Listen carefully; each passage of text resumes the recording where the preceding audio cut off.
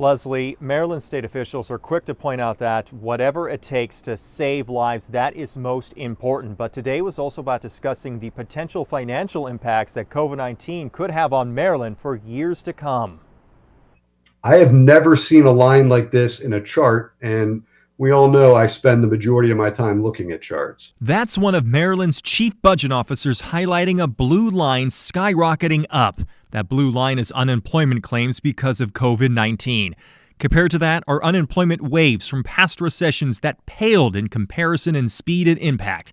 Maryland Governor Larry Hogan addressed the grim cost of coronavirus at the State House in Annapolis Friday afternoon. The Maryland Department of Budget and Management will be determining options and making recommendations for budget cuts, which will be required in all state agencies.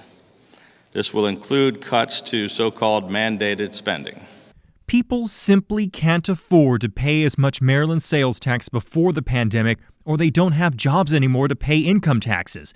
Maryland projects a shortfall of $2.8 billion over the next 90 days. That's half what it usually pulls in to pay for vital state programs.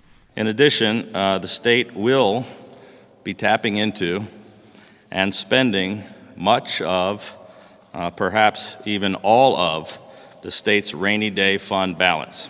Maryland's savings account of $1.2 billion may not last long at this rate, according to the governor. Another thing likely to disappear, many of the months-long efforts by the Maryland General Assembly before the pandemic in passing and handing over 679 bills for Governor Hogan to sign. I want to be clear that it is very unlikely that any bills that require increased spending will be signed into law. Maryland Comptroller Peter Franchot laying out the state's financial future in urgent tones. I don't want to sugarcoat this.